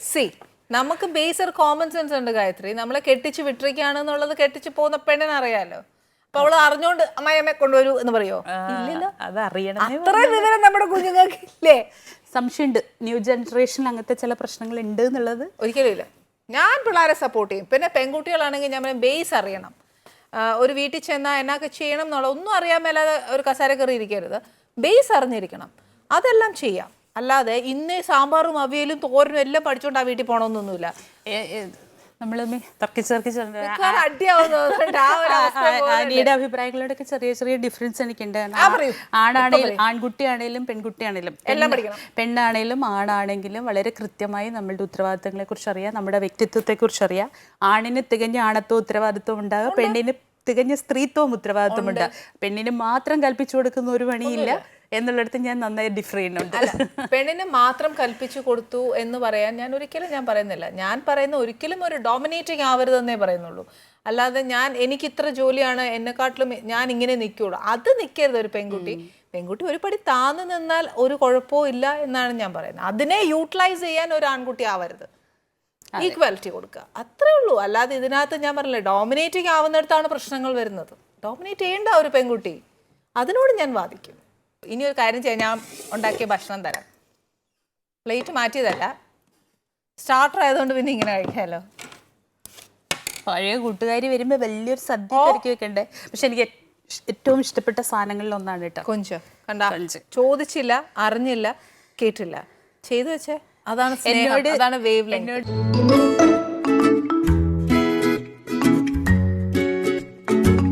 പാചകം പറയൂ. പാചകം ചെയ്യും, അത്യാവശ്യമൊക്കെ ചെയ്യും, എല്ലാവർക്കും അറിയാം. സാമ്പാർ അവിയലൊക്കെ ഉണ്ടാക്കുന്ന അറിയാം. സാമ്പാർ അവിയൽ നോൺ വെജും എല്ലാം ചെയ്യും. ചിക്കൻ നന്നായി വെക്കും, പ്രോൺസ് വെക്കും, എല്ലാം വെക്കും. കാരണം നമ്മൾ ആ നാട്ടുകാരല്ലേ, അച്ചായന്മാരുടെ നാട്ടുകാരല്ലേ, ഫുഡ് ഉണ്ടാക്കാതിരിക്കോ? യെസ്. അപ്പം ചിക്കൻ കറി എല്ലാം ചെയ്യും. ഇതൊക്കെ അവിടെ നിൽക്കട്ടെ. ഇപ്പം നല്ലൊരു വീട്ടമ്മയാണ്, നല്ലോണം പുസ്തകമൊക്കെ വായിച്ച് വലിയ ബുജിയായി. അത് പിന്നെ ഒരു അഭിനേത്രിയാണ്. പക്ഷേ തനിക്ക് ഈ അഭിനയത്തോടുകൂടിയാണ് താൻ ഫീൽഡിലേക്ക് വന്നത്, 10 പേര് അറിഞ്ഞത്. പക്ഷെ തൻ്റെ എയിം അതല്ല. സോഷ്യൽ വർക്ക്സും ഒക്കെ ഇഷ്ടം. ശരിക്കും തൻ്റെ ഉള്ളിൻ്റെ ഉള്ളിൽ എന്തെങ്കിലും ഒരു ആഗ്രഹം കാണില്ലേ, അത് ചെയ്യണം. അതെന്തായിരിക്കും? ചിലർ പറയും എനിക്ക് നല്ലൊരു ആക്ട്രസ് ആവണം. പക്ഷെ തന്നെ സംബന്ധിച്ച് ഞാനിപ്പോൾ പറഞ്ഞത് എനിക്ക് സോഷ്യൽ വർക്ക്സ് കമ്മിറ്റ്മെന്റ്സിനോടാണ് കൂടുതൽ ഇഷ്ടം. ഇപ്പം ശരിക്കും കാരണം ഇത് ഇപ്പോഴത്തെ ഒരു നാടിൻ്റെ പ്രശ്നങ്ങൾ, ഞാനിത് വളരെ ഇതായിട്ട് പറയട്ടെ, ഒരു മറ്റൊരു ലൈനിൽ പറയുന്നതല്ല, അതാരും വിചാരിക്കും. ഒരു ഉള്ളിൽ ഒരു 19 വയസ്സുള്ള ഒരു കുട്ടിയുടെ അമ്മ എന്നുള്ള നിലയിൽ, ഇപ്പം നമ്മുടെയൊക്കെ ആൺകുട്ടികളാണെങ്കിലും പെൺകുട്ടികളാണെങ്കിലും നമ്മുടെ മക്കൾ വളരാൻ പോകുന്ന ഒരു ലോകം ഒരുപാട് നേരില്ലായ്മയിൽ പോകുന്ന ലോകം. ആരെയും വിശ്വസിക്കാൻ പറ്റാത്തൊരു സമയത്താണ് നമ്മളിപ്പോൾ ജീവിക്കുന്നത്. നമ്മളേറ്റവും വിശ്വസിക്കുകയും അടുക്കുകയും കൂടെ നിൽക്കുകയും ചെയ്യുന്നവർ പോലും അതല്ലാന്ന് തിരിച്ചറിയുന്ന ഒരു സമയം എല്ലാവരുടെ എക്സ്പീരിയൻസസിൽ അതിൻ്റെ ശതമാനവും കൂടുന്ന ഒരു സമയത്താണ്. അപ്പോൾ തീർച്ചയായിട്ടും അത് ഈ വായിച്ചതോ ഈ പറയുന്നതോ അല്ലെങ്കിൽ നമുക്ക് നമ്മുടെ അനുഭവങ്ങളിൽ നിന്ന് വന്നതോ ഒക്കെ മറ്റുള്ളവരോട് പങ്കുവെക്കുന്ന ഒരിടത്തിൽ എന്തെങ്കിലും ചെയ്യുക എന്നുള്ളതാണ്. ഇപ്പം ഞാൻ ഗവൺമെൻറ് പ്രോജക്റ്റുകൾ കോർഡിനേറ്റ് ചെയ്യുന്നുണ്ട്. അതൊക്കെ അടിസ്ഥാന വർഗത്തിൻ്റെ ഇടയിൽ ആർട്ടിസന്മാർ കൈത്തൊഴിൽ ചെയ്യുന്നവരുണ്ടല്ലോ. ഒരു കാര്യം വിട്ടുപോയി, അതിലേക്ക് വരുന്നതിന് മുമ്പ് ഒരു കാര്യം പറയാം. നമ്മളൊരു അടുക്കള കാണാൻ വരുന്ന വെറും കൈയോടെ വരുമോ? ഇല്ല, ഇതെനിക്കൂടെ ചോദിച്ചു മേടിക്കാതല്ലേ, നേരം കൊണ്ട് ചോദിക്കണമെന്ന് വെച്ചാൽ തല്ലുണ്ടാക്കിയ സമയം നടന്നില്ല. ഇപ്പൊ അടുക്കള കാണാൻ വരുമ്പോ ഒരു എന്തെങ്കിലും ഒന്ന്, അത് കെട്ടിച്ചുവിട്ട വീട്ടിലല്ലേ അടുക്കള കാണാൻ പോലെ, എവിടെയാണല്ലോ ഒരു കൂട്ടുകാരിയെ കാണാൻ വരുമ്പോഴാവുമല്ലോ. ആ പിന്നെ ഐശ്വര്യം തരും, ഞാൻ മാത്രം കണ്ടാൽ പോരില്ല. ആ കൊള്ളാലോ, സംഭവം കൊള്ളാം. എൻ്റെ പ്രേക്ഷകർ കണ്ടോളൂ.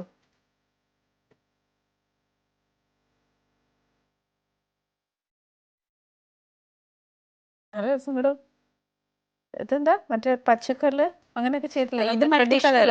ഇപ്പം നമ്മൾ സാധാരണ നാഗവടം സിംഗിൾ കളറിലല്ലേ. അപ്പം നമ്മൾ കേരള സാരി ഇട്ട പച്ചയിടാം, അല്ലെങ്കിൽ അങ്ങനെ ഒരേ കളർ. ഇപ്പം ഏതെങ്കിലും മാച്ചിങ് എപ്പോഴും നോക്കണം. ഇത് മൾട്ടി കളറാണ്, 3 കളേഴ്സ് ഉണ്ട്, പ്രൈമറി കളേഴ്സ് 3 ഉണ്ട്. അപ്പം നമുക്ക് അത്യാവശ്യം കുറച്ച് ശരിയാന്ന് തോന്നിടോ. ജ്വല്ലേഴ്സ് ഒക്കെ ഉണ്ട്, ജ്വല്ലറി, ഒരു ജ്വല്ലറി ഡിസൈനിങ്ങും ഒരു മാനുഫാക്ചറിംഗ് യൂണിറ്റും ഒക്കെ ഉണ്ട്. അപ്പം ഞാൻ പറഞ്ഞു എന്താ വെച്ചാൽ സാധാരണ പണിക്കാർ, ഇതൊക്കെ കൈത്തൊഴിലാണ്, കൈക്ക് പണിയുന്ന ആൾക്കാർ, നമ്മുടെ പഴയ സ്വർണ്ണ പണിക്കാർ, അങ്ങനെയുള്ളവരുടെ വെൽഫെയറിന് വേണ്ടിയിട്ടൊക്കെ ഗവൺമെൻറ് കുറേ പ്രോജക്റ്റുകളുണ്ട്. പക്ഷെ എന്ത് നിർഭാഗ്യകരം എന്ന് പറയുന്നത് നമ്മുടെ മെയിൻ സ്ട്രീം പൊളിറ്റിക്സ് ഡയറക്റ്റ് ഇത്തരം ഗവൺമെൻറ് ആക്ടിവിറ്റീസ് ഒന്നും ചെയ്യുന്നില്ല. കക്ഷി രാഷ്ട്രീയ മത്സരങ്ങളിലേക്ക് പോവുകയാണ്. ഇപ്പോൾ ഭരിക്കുന്ന സമയത്ത് ഓരോരോ മിനിസ്ട്രി അതാത് കാര്യങ്ങൾ എടുക്കുന്നുണ്ടെങ്കിൽ പോലും മെയിൻ സ്ട്രീം പൊളിറ്റിക്കൽ വർക്കിന് ഇത്തരം വെൽഫെയർ ആക്ടിവിറ്റീസ് കുറവാണെന്നുള്ളൊരു അഭിപ്രായം എനിക്കുണ്ട്. അത്തരം പ്രോജക്റ്റുകൾ ഗവൺമെൻറ്റിൻ്റെ കുറച്ച് കോർഡിനേറ്റ് ചെയ്യുന്നുണ്ട്. അപ്പോൾ ഈ ആർട്ടിസാൻമാരുടെ വെൽഫെയർ എന്നുള്ള രീതിയിൽ ചെയ്യുന്നു. അപ്പോൾ ജ്വല്ലറി ഡിസൈൻ ചെയ്ത് കൊടുക്കുക. ഇതിൽ ചെറിയൊരു ഇന്നോവേഷൻ ഉണ്ടല്ലോ, നമ്മുടെ ട്രഡീഷണൽ സിംഗിൾ കളറിൽ നിന്ന് മൾട്ടി കളറിലേക്ക് വന്നു. അങ്ങനെ നമ്മുടെ ഇപ്പോഴത്തെ കാലഘട്ടത്തിന് ഉപയുക്തമാകുന്ന കുറച്ച് ഫ്യൂഷൻ എന്ന് പറയാൻ പറ്റില്ല, പ്രോഡക്റ്റ് ഡിസൈനിങ്ങും അതിൻ്റെ വർക്ക്ഷോപ്പുകളും അത് ചെയ്യുന്ന പണിക്കാരെ കണ്ടെത്തലും അവരുടെ വെൽഫെയറുകളും അങ്ങനെയൊക്കെ 2-3 ഇടത്ത്. ടൂറിസത്തിലുണ്ട്, നമുക്കൊരു സൊസൈറ്റി ഉണ്ട്, സൊസൈറ്റിയുടെ തിയേറ്റർ പ്രൊഡക്ഷനുകളുണ്ട്. അത് ടൂറിസം വെന്യൂസിലൊക്കെ നമ്മൾ പ്രസൻറ്റ് ചെയ്യാറുണ്ട്. കഴിഞ്ഞ വർഷം ഞാൻ ഡയറക്റ്റ് ചെയ്തൊരു പ്രോഗ്രാം നല്ല രീതിയിൽ പോകുന്നുണ്ടായിരുന്നു. അപ്പോൾ അതൊക്കെ മെയിൻ സ്ട്രീം. ഇപ്പോൾ താരങ്ങളെ വെച്ചിട്ടുള്ളതെന്നല്ല ഞാൻ ഉദ്ദേശിക്കുന്നത്, ഒരുപാട് ഇൻബോൺ ടാലൻസ് ഉള്ള നമ്മുടെ നാടുകളിലൊക്കെ നന്നായി ട്രെയിൻഡ് ആയിട്ടുള്ള ശാസ്ത്രീയ കലകൾ നന്നായി പഠിച്ചിട്ടുള്ള ഒരുപാട് ആർട്ടിസ്റ്റുകളുണ്ട്. അവരെ ഒന്ന് കോർഡിനേറ്റ് ചെയ്ത്, അവർക്ക് ഇതൊക്കെ ഇൻവെസ്റ്റ്മെൻറ്റ് വേണം, പൈസ വേണം. അപ്പോൾ നമുക്ക് സ്വന്തമായി ഇൻവെസ്റ്റ് ചെയ്തുകൊണ്ട് ഇതൊന്നും ചെയ്യാൻ പറ്റില്ല.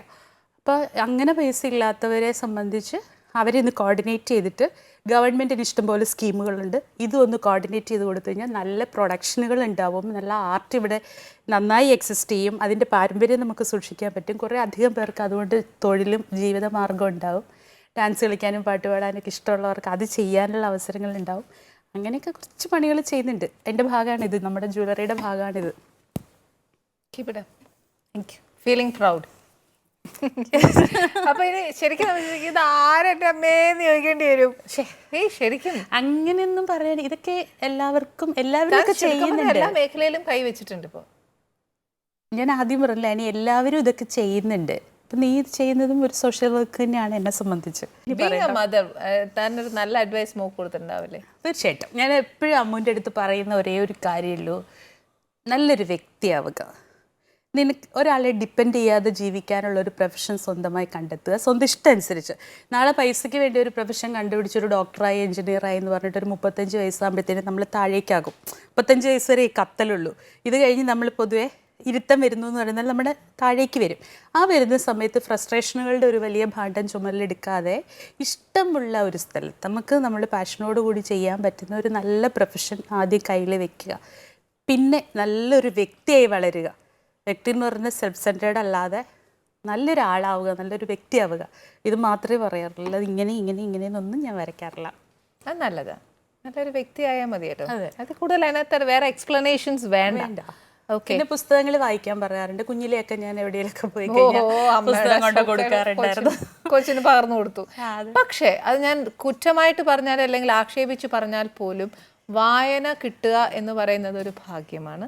അതൊരിക്കലും ഉള്ള കുട്ടികളിൽ നിന്ന് തട്ടിപ്പറിക്കുകയോ അല്ലെങ്കിൽ പഠിക്കുക എന്ന് പറഞ്ഞ് അങ്ങ് മാറ്റുകയോ ചെയ്യാൻ പാടില്ല. എത്ര അറിവ് ഏതിൽ കൂടിയാണ് കുട്ടികൾക്ക് കിട്ടുക എന്നുള്ളത് പറയാൻ പറ്റില്ലല്ലോ. പിന്നെ വേറെ പുതിയ വിശേഷങ്ങൾ. ശരിക്കും തനിക്കൊരു പാഷൻ എന്തുവായിരുന്നു? തനിക്ക് ശരിക്കും ഒരു ഒന്നിലും പിടിതാ ഒന്നുമില്ലാത്തതാണ് സത്യം പറഞ്ഞ. ഒന്നുമില്ല. വലിയൊരു വട്ടപൂജ്യത്തിൽ നിന്നിട്ട് നമുക്ക് എല്ലാ വശത്തും പിടിക്കാം. അതെ, ഒരു കാര്യം ചോദിക്കട്ടെ, പൂജ്യത്തിന് വിലയില്ല എന്ന് പറയാൻ പറ്റില്ല. അക്കങ്ങൾ കൂടുന്നോറും അതിന് വില കൂടും. അങ്ങനെ ആവാം.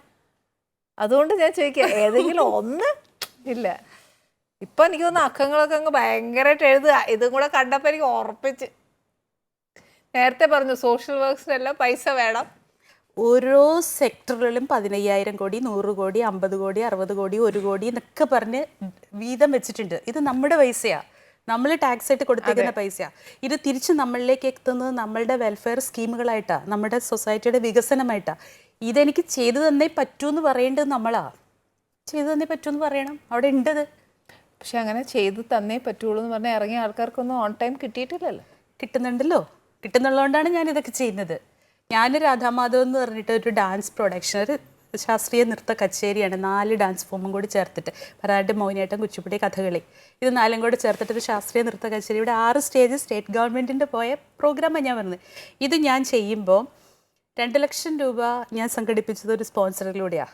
അത് മിനിസ്റ്ററെ വിളിച്ചിട്ട് അതിൻ്റെ ലോഗോ പ്രകാശനം ചെയ്യാൻ വേണ്ടി മിനിസ്റ്ററെ വിളിക്കുമ്പോൾ സാർ ഇങ്ങോട്ട് പറഞ്ഞു 1 ലക്ഷം രൂപ ടൂറിസത്തിൻ്റെ സ്പോൺസർഷിപ്പ് തരുന്നു, ഇങ്ങോട്ട് പറഞ്ഞ് ചോദിച്ചിട്ടല്ല തരുന്നത്. അപ്പോൾ സ്കീം അവിടെ ഉണ്ട്, ഫണ്ട് അവിടെ ഉണ്ട്. നമ്മൾ ആവശ്യപ്പെടണം, എനിക്കത് ആവശ്യമുണ്ടെന്ന് പറയണം. കൈത്തൊഴിലാളികൾക്ക് എത്ര കോടി രൂപയാണ് ഗവൺമെൻറ് വെക്കുന്നത്, അത് മാർച്ച് അവസാനം വരുമ്പോൾ ലാപ്സായി പോകും. ആരും ഡിമാൻഡ് ചെയ്യാനില്ല. അത് കറക്റ്റാണ്. നമ്മൾ വാദിക്കണം നമുക്ക് വേണ്ടിയിട്ട് വേണമെന്ന് പറയണം. അപ്പോൾ ശരിക്കും ഞാൻ കാര്യം ചെയ്യട്ടെ, ഇതേപോലെ കിട്ടാതെ പോകുന്നവർക്കും ഒക്കെ വന്ന് തന്നോട് വന്നൊരു റിക്വസ്റ്റ് ചോദിച്ചാൽ അവർക്ക് വേണ്ടി നിൽക്കുമോ?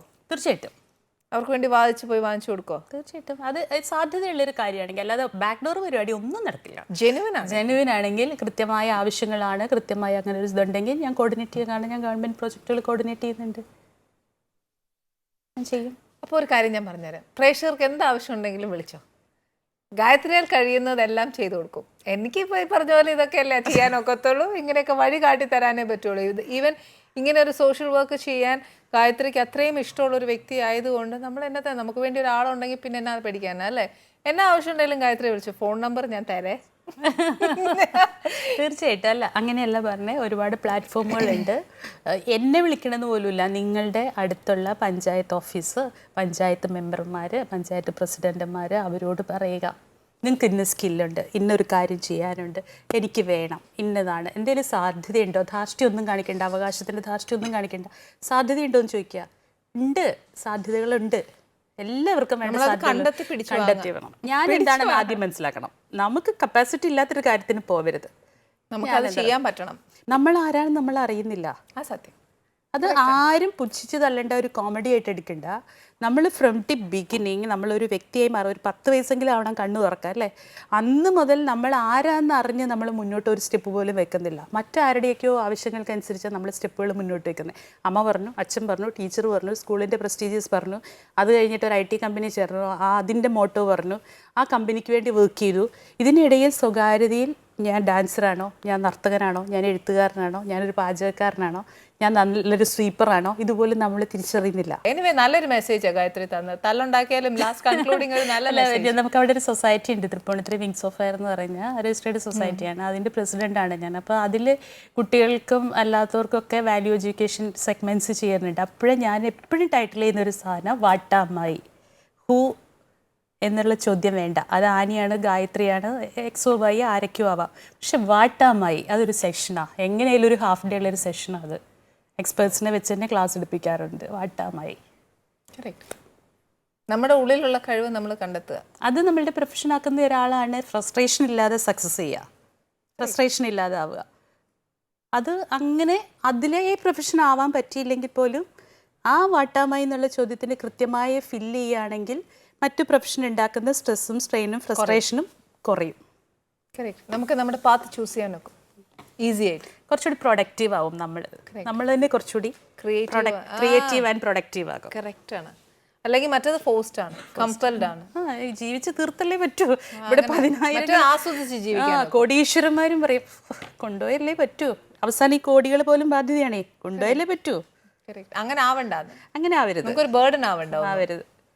ലൈഫ് എപ്പോഴും അങ്ങനെ ആവാണ്ടിരിക്കാൻ എന്താ ചെയ്യേണ്ടതെന്ന് വെച്ചാൽ ഈ കോടികളുടെ ഇടയിലും കോടികൾ ഉണ്ടാക്കിയെങ്കിലും അതിലും അതുണ്ടാക്കുന്നിടത്തൊക്കെ ഞാൻ ആരാന്ന് മനസ്സിലാക്കുക. അതുകൊണ്ടാണ് ഞാൻ ഈ ചോദിച്ച ചോദ്യത്തിന് എനിക്ക് ഉത്തരം പറ്റാതിരുന്നതും. കാരണം ഉത്തരം പറയാൻ പറ്റാതിരിക്കും. നിൻ്റെ പാഷൻ എന്താ എന്ന് ചോദിക്കുമ്പം ഒരൊറ്റ ഗോൾ ഇങ്ങനെ വെച്ചിട്ട് അതിനനുസരിച്ച് ഞാൻ ജീവിക്കും, ഞാൻ അങ്ങനെയാവും, ഞാൻ ഇങ്ങനെയാവും, ഞാനതായില്ലെങ്കിൽ അയ്യോ മൊത്തം ഞാൻ താഴെ വീഴും എന്ന് ചിന്തിക്കേണ്ടെന്ന് തോന്നിയെടുത്ത്. അൺസർട്ടനിറ്റി ഉണ്ട് എപ്പോഴും. ഇന്ന് മാത്രമേ സത്യമുള്ളൂ. പണ്ട് തിലകൻ ചേട്ടൻ എന്നോട് പറഞ്ഞൊരു സെൻറ്റൻസ് ഉണ്ട്. ഫോണിൽ സംസാരിക്കുമ്പോൾ തിലകൻ ചേട്ടൻ പറഞ്ഞു, ഗായത്രി പുള്ളിയുടെ ഒരു ഇതറിയുമല്ലോ, എല്ലാ സ്റ്റേറ്റ്മെൻറ്റുകളായിട്ടല്ലേ പറയുള്ളൂ. നമ്മൾ രണ്ടുപേരും ഈ ഫോൺ ഒരേപോലെ കട്ട് ചെയ്യും എന്ന് പറയുന്നൊരു മിഥ്യയാണ്. അതായത് ഈ സംസാരിക്കുന്ന ഫോൺ ഒരേപോലെ നമ്മൾ കട്ട് ചെയ്യും എന്നുള്ള ഒരു വിശ്വാസം മിഥ്യയാണ്. ആർക്കും ഏത് സമയവും ജീവൻ പോകാം. ജീവനോടെ ഞാൻ ഈ ഫോൺ കട്ട് ചെയ്യും എന്നുള്ളതൊരു വിശ്വാസം വേണ്ട. സത്യമല്ലേ അത്? സത്യം. അത് എല്ലാ കാര്യത്തിലും എല്ലാവരും അതൊരു ട്രൂത്ത് ആയിട്ട് മനസ്സിലാക്കേണ്ട ഒരു കാര്യമാണ്. Anyway thank U. ഒരു സാഹിത്യകാരിയെ കിട്ടിയതുകൊണ്ട് നമുക്ക് നല്ല ഈസി ആയിട്ട് ഒരു നല്ലൊരു മെസ്സേജ് കിട്ടി. Anyway thank you very much Gayathri. ഞാൻ വിചാരിച്ചില്ല ഈ ഒരു ടോക്ക് ഇങ്ങനെ പോകുമെന്ന്. ഞാൻ വിചാരിച്ച ഒരു ഫ്രണ്ട്ലി ടോക്ക് ആയിരിക്കുമെന്ന്. പക്ഷേ ഒരു നല്ല മെസ്സേജാണ് ഇപ്പോഴത്തെ ജനറേഷനിലെ കുട്ടികൾക്ക് പോലും കിട്ടിയിരിക്കുന്നത്. Thank you very much. തീർച്ചയായിട്ടും ഞാൻ പലപ്പോഴും വിചാരിച്ചിട്ടുണ്ട്, കുറേ എപ്പിസോഡുകളായില്ലേ ഞാൻ, അപ്പം പല എപ്പിസോഡുകളും കാണുമ്പോൾ ഞാൻ പക്ഷേ ഇങ്ങനെയാണെങ്കിലും കുറച്ച് നേരം അവളുടെ അടുത്ത് പോയിരുന്നു വർത്താനം പറയാലോ, അങ്ങനെ ആലോചിച്ചിട്ടുണ്ട്. എത്ര വലിയൊരു ഗ്യാപ്പല്ലായിരുന്നോ? നല്ലൊരു ഗ്യാപ്പ്. പക്ഷെ ഞാൻ പറഞ്ഞില്ലേ, ഞാൻ സൂക്ഷിക്കുന്ന എൻ്റെ ബന്ധങ്ങൾ അങ്ങനെ തന്നെ ഈശ്വരൻ അനുഗ്രഹിച്ച് പോകുന്നുണ്ട്. ഞങ്ങൾ വിളിച്ചില്ലെങ്കിൽ പോലും ഞങ്ങൾക്ക് പരിഭവമില്ല, പരാതിയില്ല, ഒന്നുമില്ല. സ്റ്റിൽ ആ മെമ്മറീസ് വെച്ച് ഞങ്ങൾ ആ കിട്ടുന്ന നിമിഷം പോലും നമ്മുടെ മെമ്മറീസ് ഒത്തിരി ഇതുണ്ട് കേട്ടോ. ഭയങ്കര രസകരമായ മെമ്മറീസ് ഉണ്ട്. അന്നൊക്കെ എല്ലാ സിനിമയും ഒരു ഷെഡ്യൂൾ ചെന്നൈയിലാണ് അല്ലേ? പോസ്റ്റ് പ്രൊഡക്ഷൻ ഒക്കെ ചെന്നൈയിലാണ് നടക്കുന്നുണ്ട്. ഒരു ഷെഡ്യൂൾ കംപ്ലീറ്റ് ചെന്നൈയിലാണ്. അപ്പോൾ ഒരു പടം അന്നത്തെ സാമ്പത്തിക പ്രതിസന്ധി, ആ പടത്തിൻ്റെ ഫിനാൻഷ്യൽ പ്രശ്നങ്ങൾ കൊണ്ട് അങ്ങ് നീണ്ടുപോയി. 99 ദിവസമാണ് ഷൂട്ട് ചെയ്യുന്നത്. അതിൻ്റെ ചെന്നൈ ഷെഡ്യൂൾ മുഴുവൻ ഞങ്ങൾ ഒന്നിച്ചായിരുന്നു. അവസാനം അവർക്ക് ആനി ഇത് നിങ്ങൾ വിചാരിക്കുന്ന പോലെ ഒന്നുമല്ല, ഇത്രയൊക്കെ ഇങ്ങനെ കുട്ടി പറയുന്നതിന് വലിയ മനസ്സാണ്. ആ പ്രൊഡ്യൂസറെ വിളിച്ചിട്ട് പറഞ്ഞു, എനിക്കും ഇവൾക്കും കൂടെ ഒരു റൂം മതി, എന്ന് വെച്ചാൽ ഒരു റൂമിൻ്റെ റെൻറ്റ് കുറയ്ക്കാം. അങ്ങനെ ഞങ്ങൾ ഒരു റൂമിൽ ദിവസങ്ങളോളം കഴിഞ്ഞിട്ടുണ്ട് അല്ലേ? അവിടെ എവിടെയൊക്കെയോ ഒരു നല്ല മനസ്സ്, അത്രയേ ഉള്ളൂ. ഭഗവാൻ ഇങ്ങനെ തന്നെ കൊണ്ടുപോട്ടെ അല്ലേ? നമ്മുടെ സുഹൃബന്ധങ്ങളും ഇങ്ങനെ തന്നെ ഈശ്വരൻ അനുഗ്രഹിച്ച് പോയിക്കോട്ടെ. Anyway thank you very much. Okay.